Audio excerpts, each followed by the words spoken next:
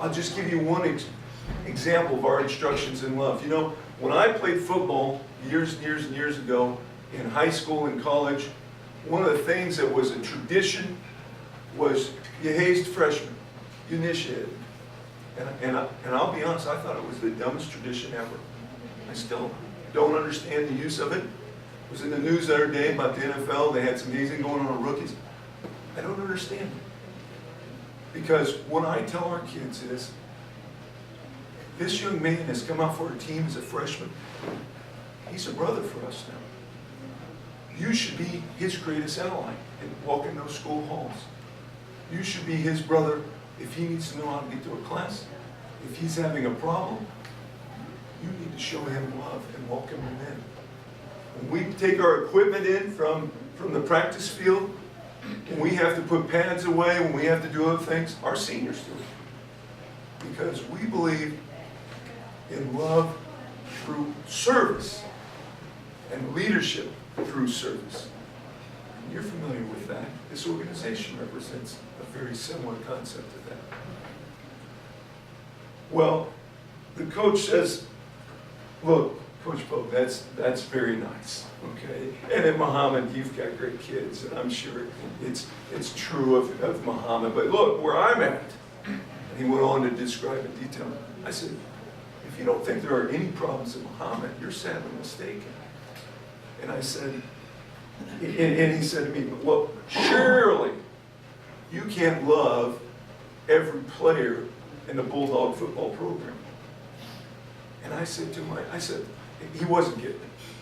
And I said, Coach, I want you to think about something. I said, do you have children? He said, yeah, I have children. I said, when your child was born, did they do something special to earn your love? I mean, did they wash your car coming up? And they do the things that you asked them to do? I said, they showed up, but you instantly loved them. I said, these players that are coming to your program that has not had success for several years, they're doing more. They're showing up. They're giving of themselves. I said, you've got to love them. And it's not a conditional love. This isn't about manipulation. This is the goal. This isn't about wins and losses. This is the goal. It's got to be unconditional. You've got to love them when they make mistakes. You've got to love them when they do things that drive you crazy. Doesn't mean you're going to be happy with them all the time. You're not happy with your children all the time, but you always love them. And that's the way it's got to be. I remember a couple of years ago, I had a young man, and this is just about one example. He made a decision in the off season that meant that we were going to have to discipline him as a school district and as a program. And we were counting on him now. He was a special athlete. And I was angry. I was angry. And I was thinking about how I was going to approach this with my team because this was a major loss for our first few games. And as I was thinking about it, I got a text. And it started out, it was from this player. I didn't want to read it. That's how angry I was. He said, Coach, I'm sorry. And I'm so glad you love me. Because that's important. And instantly, I said, your heart overfills. And he said, you know, we've gotten through. How can I do anything but forgive him and teach him and move forward? And that touched me so much that it helped me get through that and share with our team. And that young man went on, halfway through that season, he joined us and went on to give us a great year. He went on to be an all-conference player and all those honors, but that wasn't what was important. I loved him even more, and I appreciated him even more.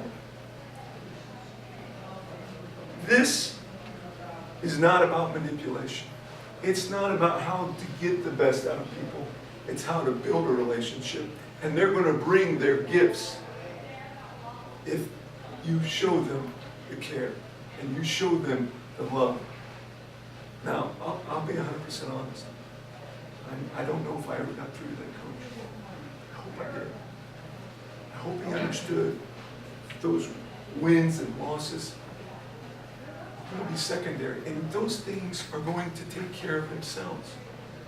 And I know this, if you share love with your players, if you share emotion with your players, if you tell them you care and love for them, they're going to bring their gifts down. You're never going to go to a game and think you're not going to get effort. You're going to get effort. They're going to give you everything.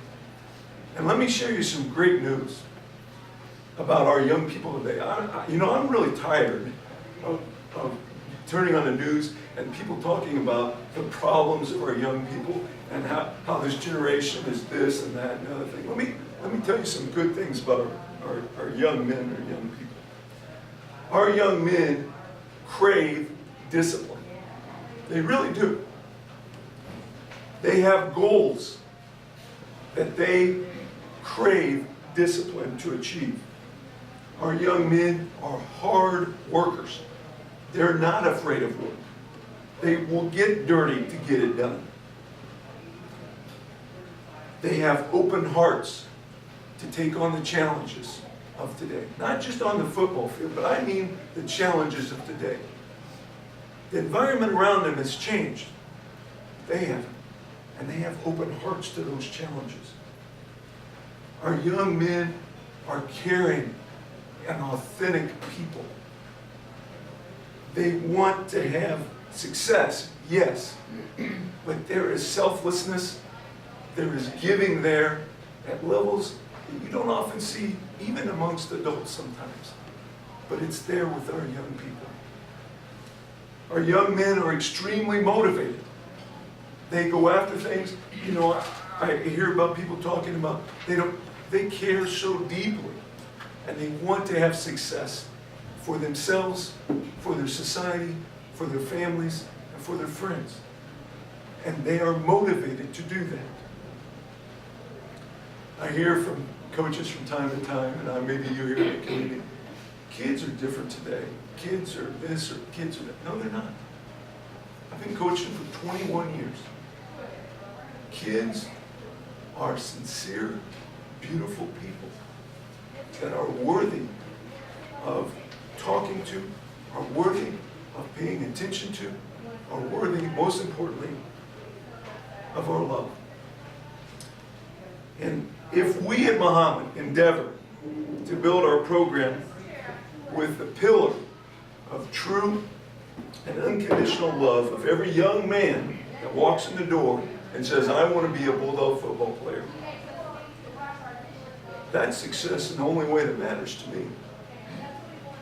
If we don't fall, if we don't make it to the playoffs, and if we have a season that doesn't reflect success in wins and losses, I'm not going to be happy about that. But that's not the ultimate.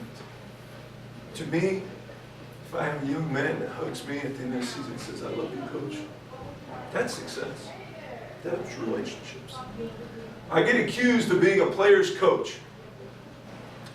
And I don't understand that accusation completely. But I accept it as a compliment. I am a player's coach.